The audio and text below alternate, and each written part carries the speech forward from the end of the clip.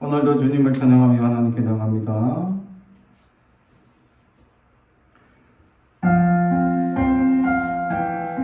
전하의 모습 보내 우리 찬양합니다.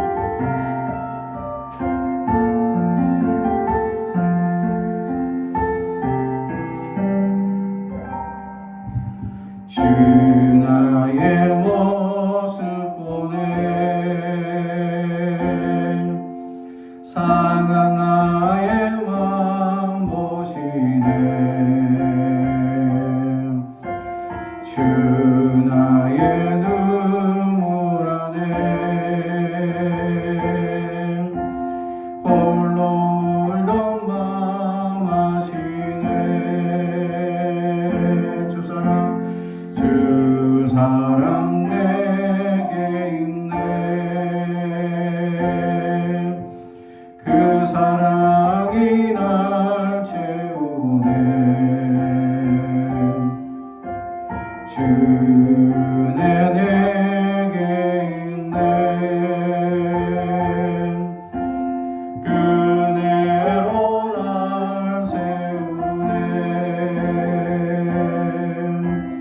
세상 소망 다 사라져가도 주의 사랑은 끝이 없으니 살아가는 이 모든 순간이 주의 힘을 나는 믿네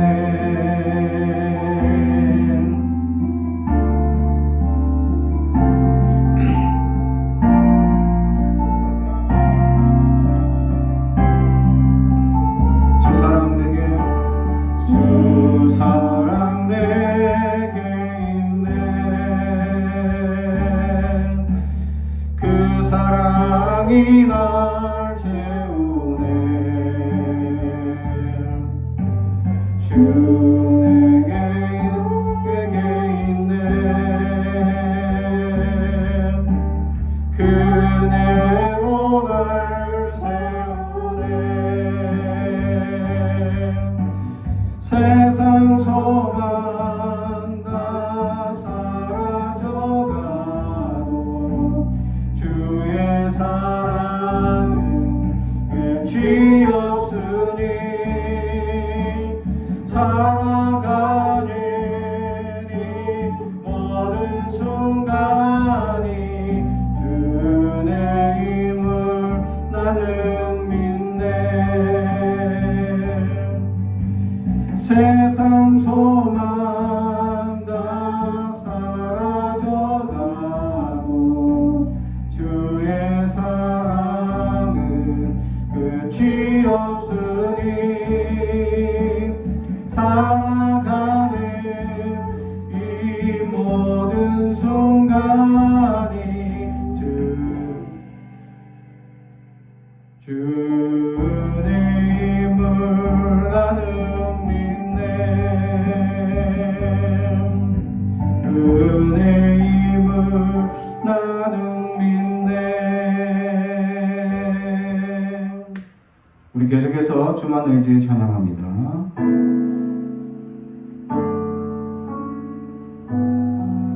의지했던 모든 것 변해가고 억울한 마음 커져가고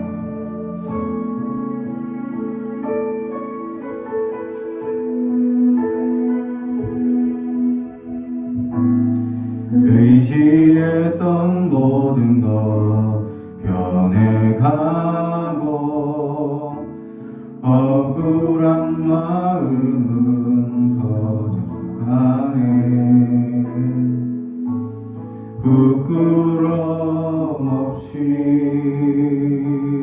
살고 싶은 마음 주님 아시네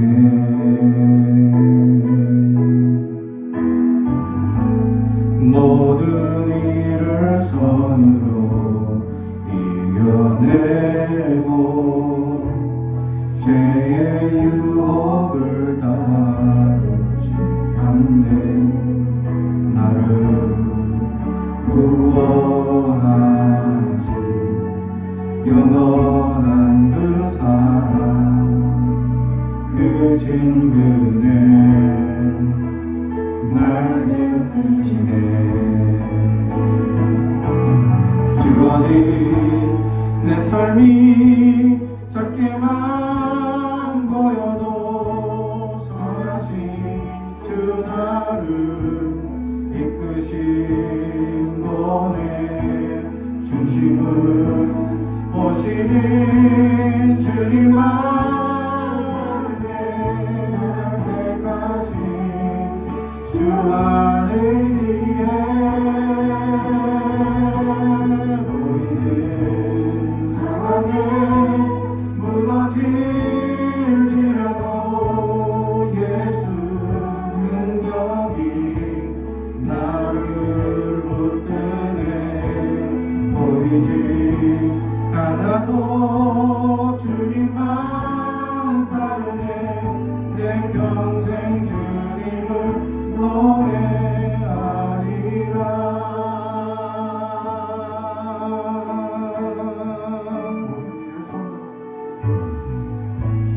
모든 일을 손으로 이겨내고 죄의 유혹을 따르지 않네 나를 구원하신 영원한 그 사랑 크신 그네 날 붙드시네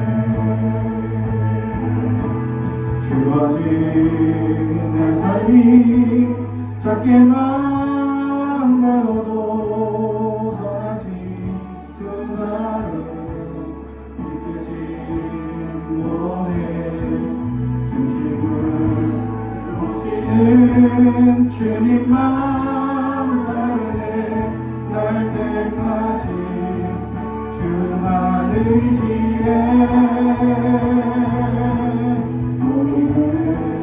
상황에 무너질지라도 예수 능력이 나를 붙드네 보이지 않아도 주님만 따르네 내 평생 주님을 노래하리라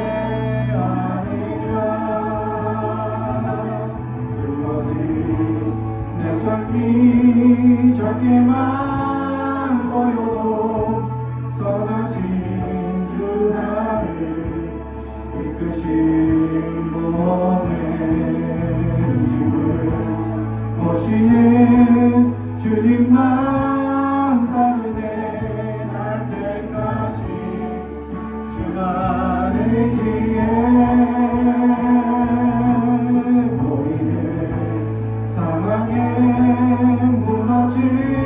무너질지라도 예수 능력이 나를 붙드네 보이지 않아도 주님만 따르네 내 평생 주님을 노래하리라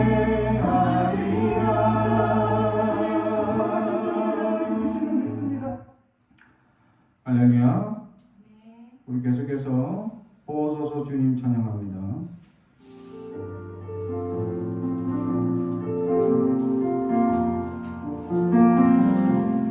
보소서 주님 나의 마음을 선한 것 하나 없습니다. 그러나 내 모든 것 주께 드립니다.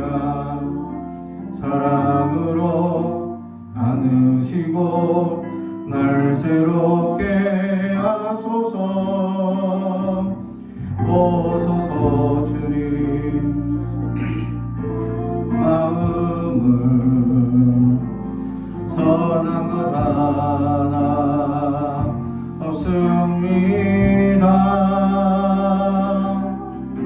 그러나 내 모든 것 주께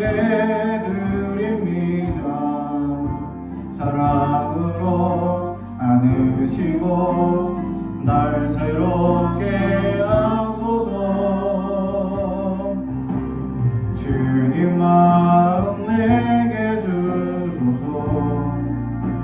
내 아버지 주님 마음 내게 주소서. 나를 향하신 주님의 뜻이 이루어지도록 주님 마음 내게 주소서. 오소서 주님. 나의 마음을 선한 것 하나 선한 것 하나 없습니다.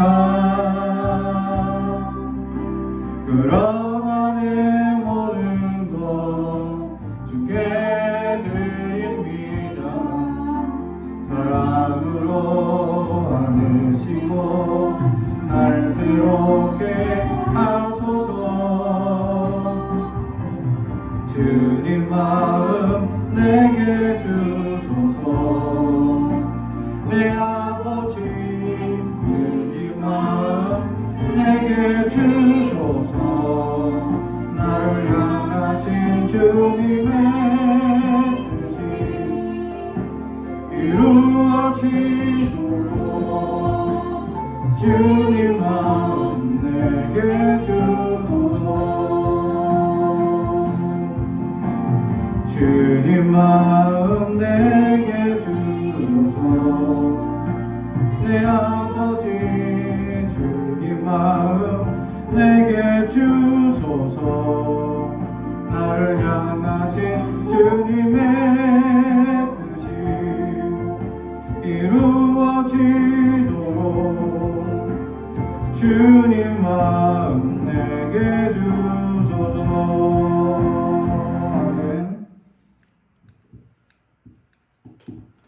오늘 우리에게 주시는 하나님의 말씀은 빌립보서 4장 1절에서 9절까지 말씀입니다. 빌립보서 4장 1절에서 9절까지 말씀.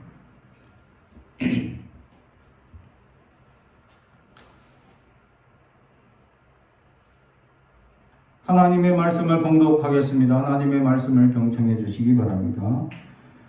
그러므로 나의 사랑하고 사모하는 형제들, 나의 기쁨이요 면류관인 사랑하는 자들아, 이와 같이 주 안에서 서라.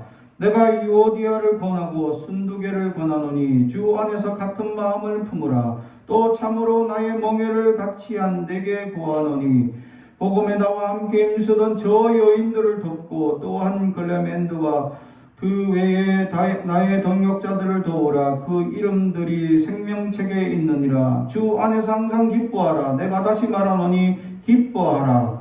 너의 간용을 모든 사람에게 알게 하라. 주께서 가까우시느니라. 아무것도 염려하지 말고 다만 모든 일에 기도와 간구로 너희 구할 것을 감사함으로 하나님께 아뢰라. 그리하면 모든 지각에 뛰어난 하나님의 평강이 그리스도 예수 안에서 너희 마음과 생각을 지키시리라. 끝으로 형제들아, 무엇에든지 참되며 무엇에든지 경건하며 무엇에든지 옳으며 무엇에든지 정결하며 무엇에든지 사랑받을 만하며 무엇에든지 칭찬받을 만하며 무슨 덕이 있든지 무슨 기림이 있든지 이것들을 생각하라. 너희는 내게 배우고 받고 듣고 본 바를 행하라. 그리하면 평강의 하나님이 너희와 함께 계시리라. 아멘. 가슴에 손을 얹고 축복이 원합니다. 나는 하나님의 사람입니다. 축복의 사람입니다. 우리 가정은 영원히 잘됨 같이 범사가 잘되고 강건해지는 가정입니다.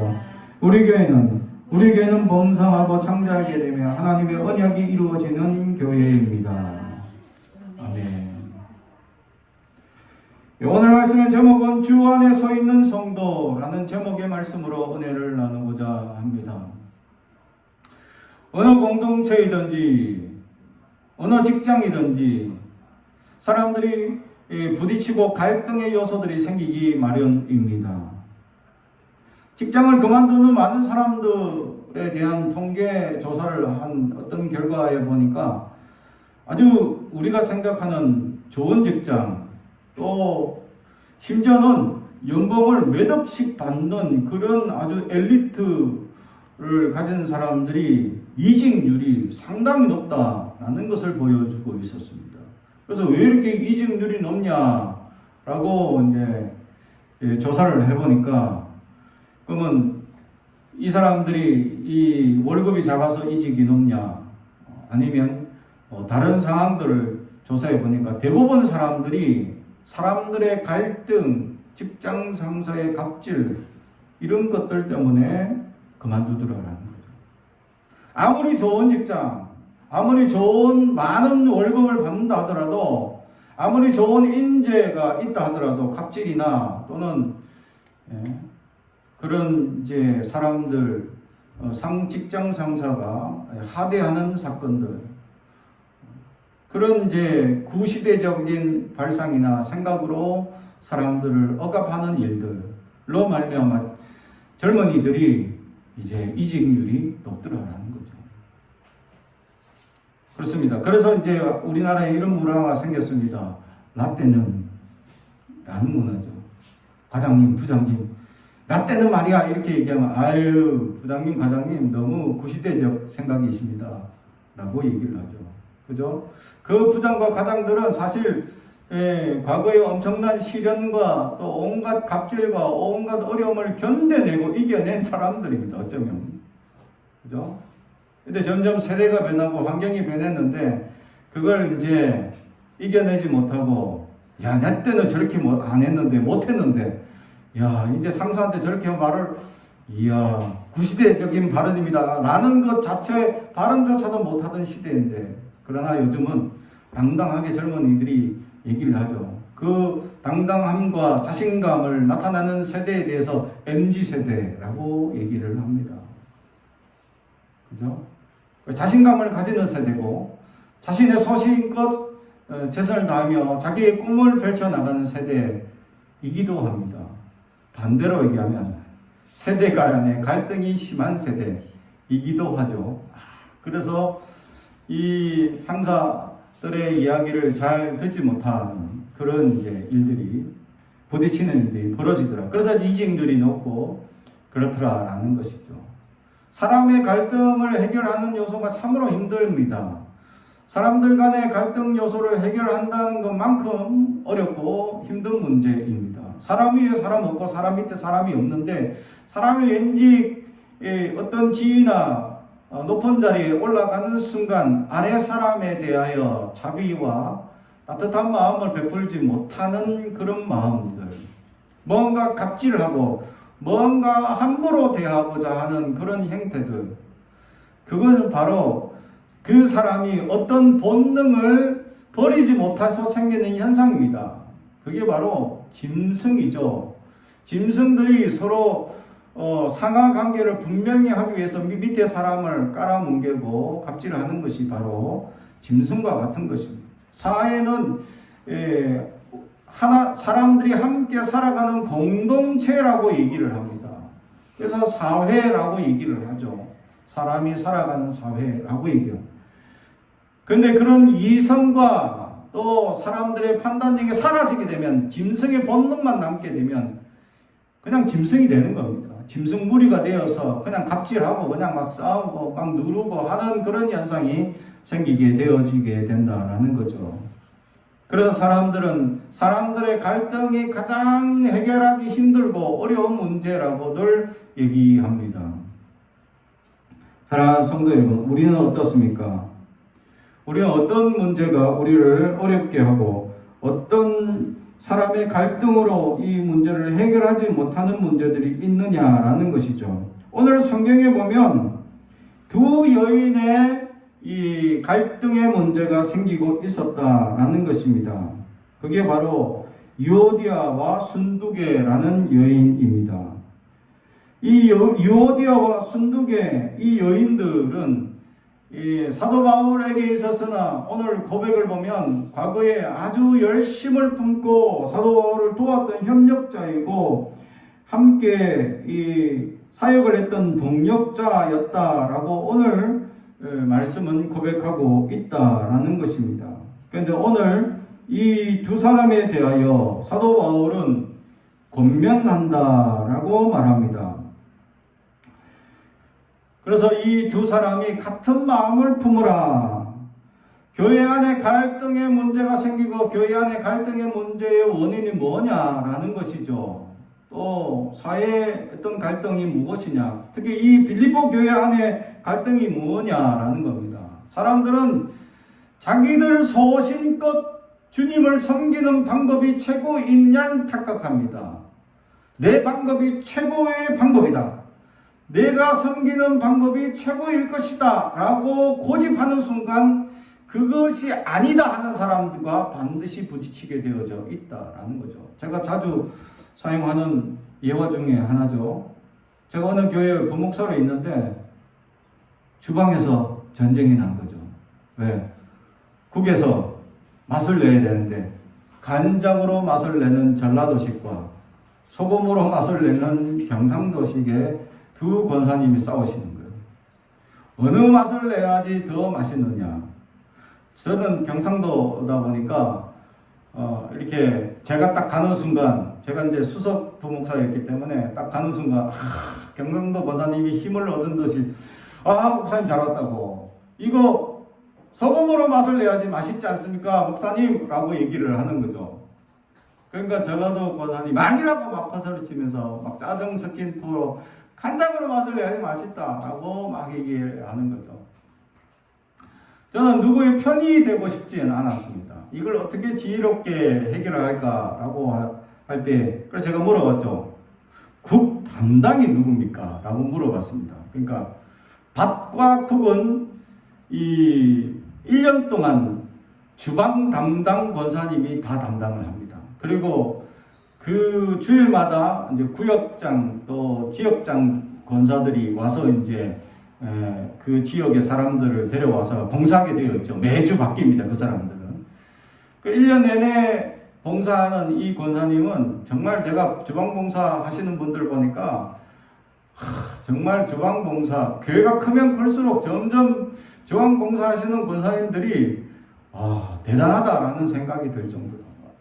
제가 어느 교회는 한 1000명 밥을 준비하는데 그냥 거기서는 이 진두지휘하는 그 권사님이 완전 어떤 부대의 사령관 이상의 능력을 발휘해야 될 것이다 라는 거죠. 막 순식간에 밥이 없어지고 막 순식간에 국이 떨어지고 반찬이 떨어지는 상황에 재빨리 뭔가를 막 만들어서 다시 공급해야 되는 그런 상황들, 내가 옆에서 지켜보니까 와 대단하다 라는 순식간에 뭔가 하나 딱 만들어서 반찬이 하나 나와. 와, 그런 걸 보면, 야, 정말 손도 빠르시고, 순식간에 묻혀가지고 뭐 쑥쑥쑥 하시는데 하나 딱 나와. 와, 그걸 보면서, 야, 정말 대단하다. 그래서 저는 교역자였기 때문에 따로 이제 저희들이 반찬을 내놓는데, 이 일반 성도들이 먹는 반찬과 양이 또 달라. 반찬이 더 다양하고 더 좋은 게 더 많이 나오죠. 그래서 늘 권사님께 그때 감사드릴 때인데, 그 주방에, 제가 다른 교회 주방에서 그렇게 싸움이 나서, 담당이 누구냐 하니까 이제 전라도 권사님이 담당이셨죠. 1년 내내 국가 밥은 담당이십니다. 그렇게 하면 담당이 하시는 대로 하십시오 라고 얘기를 했더니 경상도 권사님이 아니 같은 고향인데 왜 내 편 안 들어주고 좋은 편이 아니라 이거는 담당이 누가 이 담당을 맡은 사람이 어떻게 넣든 무얼 넣든 독이 아닌 이상은 알아서 하시도록 이게 하신 거 아니냐고. 근데 반대하는 이 권사님은 원래 주방봉사를 담당을 하셔야 했는데 원래 안 하시고 건너뛰셨거든요. 내년이나 내후년에 하셔야 될 분이셨어. 그래서 내가 내년이나 내후년에 담당이 되면 그때 국에 소금을 간을 하세요. 지금은 이분이 하자는 대로 하시기 바랍니다 라고 제가 중재를 썼던 일이 있었습니다. 자기가 하고 싶은 방법이 최고라고 생각되는 순간 자기와 반대되는 사람들이 나타나면 분쟁이 생기죠. 오늘 요디아와 순두개라는 이 여인들은 무슨 문제인지는 모릅니다. 그런데 이 여인들이 교회 안에서 갈등이 생기고 분쟁이 생겼다. 사실 이 분들은 교회 안에 아주 열심으로 섬겼고 사도 바울 때부터 헌신하고 섬겼던 분들은 교회 안에 아주 오래되고 아주 직분상, 지금으로 보면 한 권사님 이상의 아주 큰 직분을 받으신 분들일 수도 있다라는 거죠. 오래되고 아주 교회를 많이 섬겼던 이분들이 이 두 분이 교회 갈등이 생기면 교회 안에 큰 분쟁이 생긴 거나 마찬가지죠. 열심히 섬기는 일꾼과 같은 두 분이 다투는 분쟁, 사람의 갈등, 이것을 어떻게 해결해야 하느냐라는 것이죠. 오늘 사도 바울은 두 분을 권면해서 같은 마음을 가지십시오라고 권면하고 있다라는 것입니다. 다시 말해 사람들 간의 분쟁에 있어서 싸우거나 문제에 있어서 우리는 즉각적으로 누가 옳고 그르냐라는 것을 따져서 판단해주고 결정해주려는 오판에 빠집니다. 사람들이 싸우고 분쟁할 때는 사실 어떤 뜻이 틀려서 싸우기 시작하다 보면 감정적 싸움이 점점 내포되다 보면 이게 옳고 그르냐 문제를 뛰어넘어서 그냥 싫은 거예요. 그래서 막 싸우기 시작합니다. 그럴 때 우리는 누가 옳으냐 누가 그르냐라는 문제를 가지고 이것을 판단해서 누가 옳다 누가 최고다 라고 결정해 주려는 오판에 빠진다는 거예요. 옳고 그름의 문제가 아니다라는 겁니다. 오늘 사도 바울은 누가 옳습니다 누가 틀립니다 라고 판단해주고, 그러니까 이 사람 말 들으세요 라고 당신은 잘못했습니다 하고 누구를 징계하거나, 또는 아니 이렇게 교회를 열심히 섬겨야 될 이 두 분, 이 어른들이 왜 싸웁니까 라고 하고 이분들을 혼을 내거나 징계하거나 판단해야 되는데, 사도 바울은 그러지 않았다라는 거죠. 사도 바울이라는 것은 초대교회에 교회를 세운 가장 큰 지도자였다라는 사실이죠. 그분의 한마디가 어떤 사람들 분쟁을 완전히 폐하게 하거나 없어지게 할 수도 있는 권위가 있는 사도 바울은 누가 옳다 그르다 둘 다 잘못됐다 라고 징계하거나 판단하지 않았다라는 겁니다. 그리고 둘 다에게 같은 마음을 품으라 라고 권면을 하고 있다라는 겁니다. 그렇습니다. 교회 안에 갈등의 문제가 생겼을 때 우리는 이것을 해결하기 위해서 어떻게 시작하느냐, 판단하고 옳고 그르다라는 것을 지적해주고 판단해주기보다는 두 분 다 권해서 두 번의 마음을 풀어주는 것이 더 중요하다라는 거죠. 사도 바울은 그렇게 두 사람의 마음을 풀어주고, 또 사람들에게 어떤 문제인지는 모르지만 이 사람들이 경제적인 어려움에 처해 있었던 것 같습니다. 이분들은 젊었을 때 경제적 여유가 있을 때에는 교회를 위해서 최선을 다해서 섬겼던 사람들이었던 것입니다. 이 두 사람뿐만 아니라 글레멘드라는 이 사람도 교회를 위하여 물신양면으로 초대교회를 섬겼던 사람입니다. 그런 사람들 있죠? 초대교회를 개척하고 사도 바울이 처음에 교회를 섬길 때 장소도 필요하고 여러 물품들이 필요합니다. 그럼 그런 물품들을 하나하나 채워줄 사람들이 필요하겠죠. 그러면 물질적으로 봉사하고 섬기는 사람들이 생겨나기 시작합니다. 사실 유오디와 순도교회와 글레멘드가 이 세 사람은 초대교회 이 빌립보 교회를 세운 사람들이고, 이 사람들은 교회를 위하여 처음부터 헌신한 사람입니다. 자신의 재정과 재능과 모든 것을 동원해 섬기고 있는 사람들이다라는 사실이죠. 그런데 이 사람들에 대해서 이 노년이 되니까 가난해지게 되었다라는 사실이죠. 곤란을 겪고, 경제적인 곤란을 겪고 있는 상황에 처해되게 되었다라는 겁니다. 그러자 사람들이 경제적인 풍요가 있으면 마음이 넉넉해지고 어떤 분쟁에 있어도 잠깐 넘어갈 수도 있지만, 사람이 가난해지고 궁핍해지면 점점 사람이 강팍해질 수도 있다라는 겁니다. 어쩌면 유오디와 순도교회가 그런 경제적 어려움으로 마음이 강팍해지고 단단해졌던 부분이 없지 않아 있었던 것 같아요. 사도 바울은 그래서 이 두 분을 같은 마음을 품고, 두 번째 이 사람들을 섬기고 도우라라고, 교회가 도우라라고 교회를 향하여 권면하고 있었다라는 것입니다. 이 두 사람의 분쟁 문제가 무엇인지 정확하게 모르겠으나 이 교회 길을 세우기 위하여 열심으로 헌신하고 교회를 세워나갔던 이 두 사람의 노력을 사도 바울은 기억하고 있고 잘 알고 있는 입장에서 지금 가난해지고 어려워지고 여러 가지 형편이 곤란해진 상황 속에서 교회가 이제 이들을 도와줘야 한다라는 것을 빌립보 교회에다가 가르쳐주고 있었다라는 사실이죠. 그렇습니다. 교회를 위하여 초대교회부터 헌신하고 최선을 다하고 열심을 품었던 그들, 그러나 어떤 이유에서인지 이제 노년이 되어서 가난해지고 어려워진 상황이 처해지자 그들은 마음이 강팍해지고 단단해지고 그래서 조그만 문제에도 다투는 문제들이 생겨나게 되었다라는 사실이죠.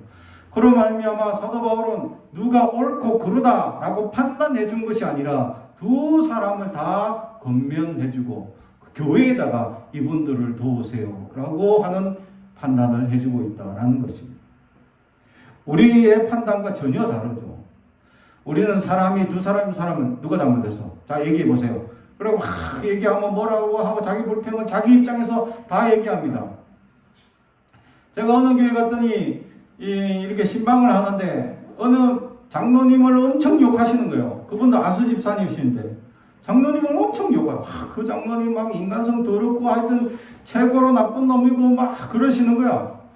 그러니까 제가 그럴 분이 아닌데 그분 훌륭하신데 내가 옆에서 그분 그런 분 아니라고 막 화를 내고 막 짜증 내시는 거예요. 그래도 하여튼 가라앉히시라고 하여튼 어떤 이제 문제가 있는지 모르지만 제가 기도하겠습니다 하고 나왔죠. 그러다가 장로님 댁에 갔더니 그 안수 집사를 또 막 욕하는 겁니다. 그리고 왜 이렇게 두 분이 앙숙인가 봤더니 두 분이 친척이었어. 그래서 밥을 먹다가 그분들 맨날 또 만나. 그리고 밥을 먹다가 이제 뭐 먹는 문제로 조금 다투신 거죠. 아주 사소한 문제. 근데 이걸 나중에 신방을 갔더니 마치 사람이 아주 몰상식하고 완전 그런 사람 짐승된 것처럼 막 그런 욕을 하는 겁니다. 그래서 그때 내가 그렇게 나쁘구나, 그런 나쁜이시구나 하고 같이 주임을 하거나 그랬다면 큰일 날 뻔했구나 라는 생각이 들었다. 끔찍했다는 겁니다. 그 두 분 다 다니면서 그럴 분이 아닌데 내가 이제 나름 변명해주고 다들 교회를 열심히 섬기는 훌륭한 분이신데 두 분이 다퉈서 참 마음이 아프다라고 했더니 옆에 있던 부목사님이 그분들 친척이시라고 맨날 저렇게 싸우시다가 금방 풀어지고 또 싸우시다가 금방 풀어지고 맨날 저러신다고. 그래서 잘 신방 다닐 때 조심하라고 이런 얘기를 들었다는 거죠. 그렇습니다. 교회 안에 분쟁이 생길 수 있습니다. 교회 안에 어떤 다툼이 생길 수 있습니다. 인간적 갈등이 생기면 누가 옳고 그런 문제가 아니라 그냥 감정적 싸움으로 다툴 수 있다는 거죠. 그럴 때 오늘 사도 바울처럼 사람의 옳고 그름을 판단해 주는 것이 아닙니다. 판단은 하나님이 하시는 부분이죠. 우리는 어떤 판결해주고 판단해주는 사람들이 아니다라는 겁니다. 하나님께 그들을 권면하고 사람들에게 권면하고 그들에게 이제 강팍해진 마음들을 부드럽게 만들기를 권면하고 또 그분들의 부족하고 연약한 것에 대해서 교회가 기도하고 협력하고 세워나가라고 하는 것입니다.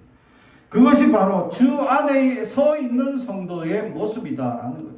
주 안에 서 있는 성도들은 어떤 판단해주고 편을 가르고 나누는 사람이 아니다라는 두 사람 다 권면하고 세워주고 교회가 이를 위하여 협력하고 도와주라. 이것이 사도 바울의 가르침이다라는 거죠. 우리는 편을 나누거나 판단해주거나 누가 옳다 그르다 하는 문제로 나누어줘서는 안 된다라는 사실이죠. 제가 어느 교회에 있을 때 교회 안에 분쟁이 생겼습니다. 목사님과 장로님들이 막 다투고 분쟁하고 그때 얼마나 마음이 아픈지 몰랐습니다. 저는 그때 가장 가슴 아팠던 것은 이 둘 사이에 껴서 어디에 편도 들지 못하고 가슴 아파하시며 눈물로 기도하시는 분들이 상당히 많았다라는 거죠. 저는 그분들을 위로하며 같이 기도하자고 같이 권면을 했다라는 거죠. 그분들은 처음에 교회에서 정말 의형제나 다름없는 그런 이 모습으로 당회를 이끌고 회의를 하고 막 그랬던 분들이 어떤 갑자기 하루아침에 변하시더니 그렇게 강팍하게 막 마음들을 닫으시고 싸우기 시작하더라라는 겁니다. 아무것도 아닌 문제에 대해서 지나고 나면 아무것도 아닙니다. 근데 꼬투리를 잡고 시비를 걸고 싸우기 시작하면 한도 끝도 없이 싸울 수 있다라는 것을 그 교회에서 저는 보았다라는 것입니다. 결국 그것을 통해서 우리가 갈등의 문제를 어떻게 교회 가운데 해소할 것이냐, 옳고 그르다 판단할 것이 아니라 기도가 가장 최우선의 해결점이다라는 것을 오늘 성경은 우리에게 가르쳐주고 있다라는 것입니다. 그래서 주 안에 서 있는 사람들은 어떻게 판단하고 무엇이 옳은지 우리가 알아야 한다라는 것이죠.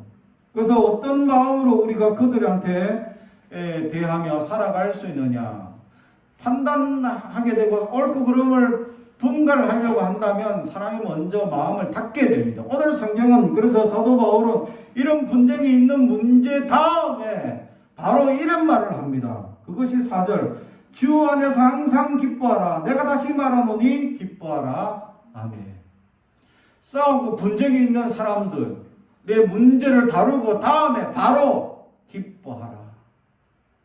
우리와 전혀 관점이 다릅니다. 저 같은 경우에도 한번 화가 나거나 좀 이제 분한 마음이 생기거나 이렇게 욱하고 차고 오르게 되면 이게 쉽게 마음이 풀리는 게 아니거든요.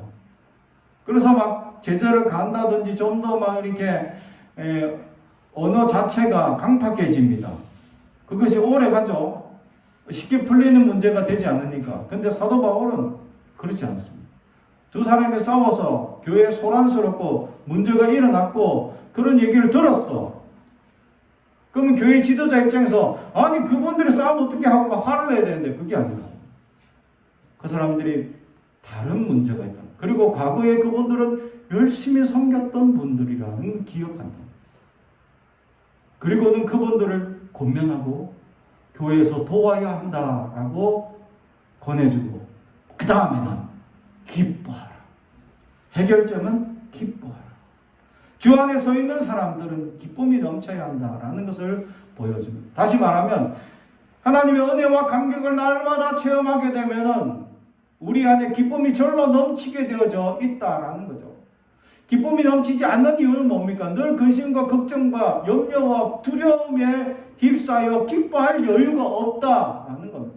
그러나 주 안에 사로잡힌 사람들은 기쁨이 저절로 날 수밖에 없어요. 왜? 주 안에 감격하며 감사하며 살아갈 수 있기 때문에. 우리가 사는 게 아니에요.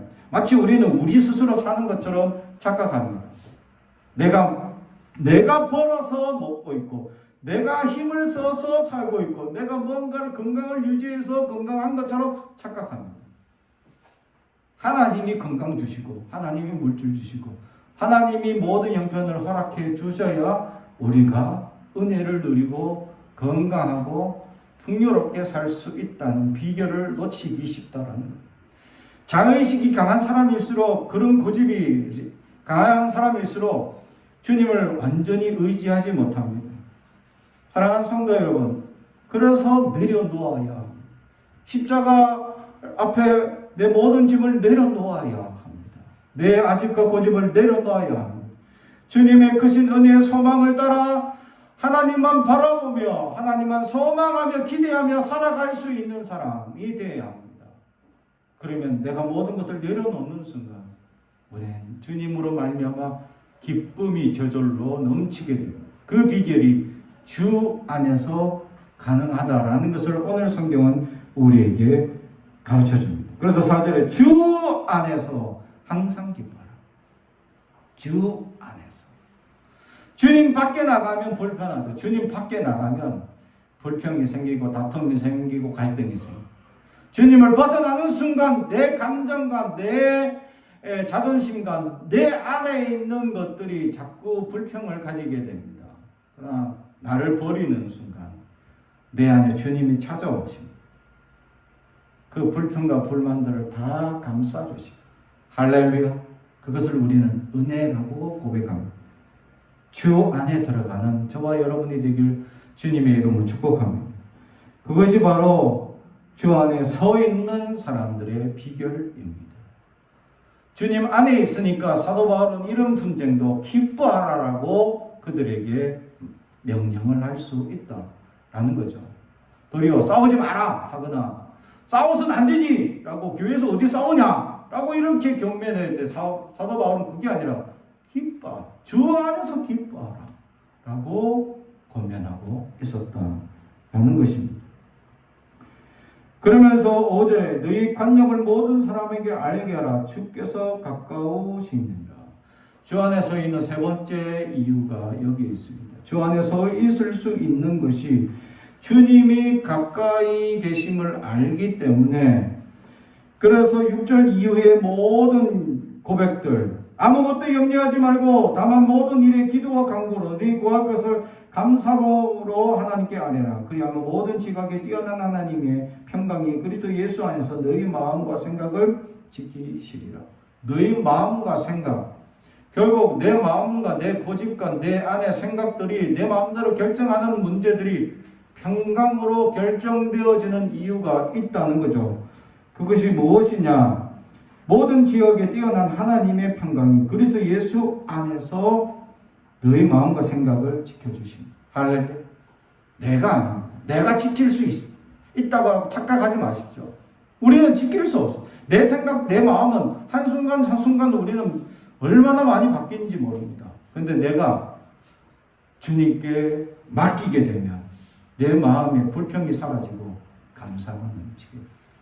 환경은 여전히 물질적으로 어렵고 환경은 여전히 외부적인 영향으로 불안과 염려들이 엄습하는 상황들이 있습니다.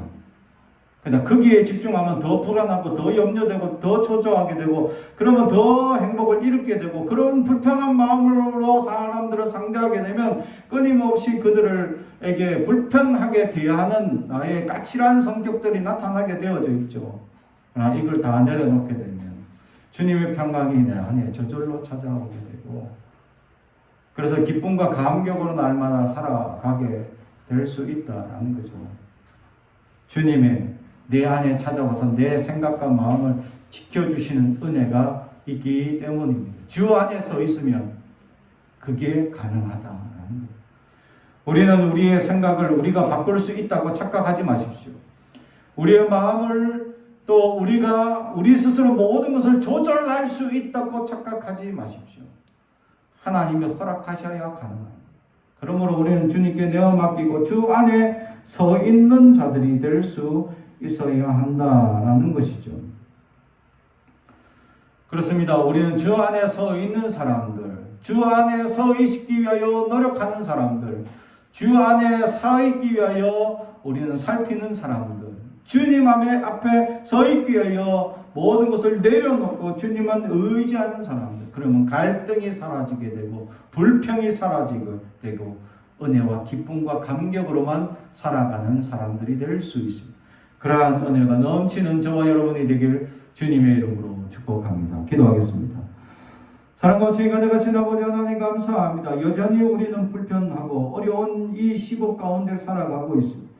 우리의 환경은 환경 오염이라는 코로나라는 또 전쟁이라는 기근과 지진이라는 수많은 이상징후와 어려움 속에 불평과 불만 속에 살아갑니다. 그러나 주님이 우리 안에 내주하시고 온전히 역사하신다면, 우리 안에 있는 내 모든 생각이 주님 앞에 온전히 의지한다면 주님 우리 안에 평강과 기쁨이 넘치게 하실 줄 믿사오니 우리에게 은혜를 베풀어 주옵소서. 우리를 불쌍히 여겨 주시옵소서.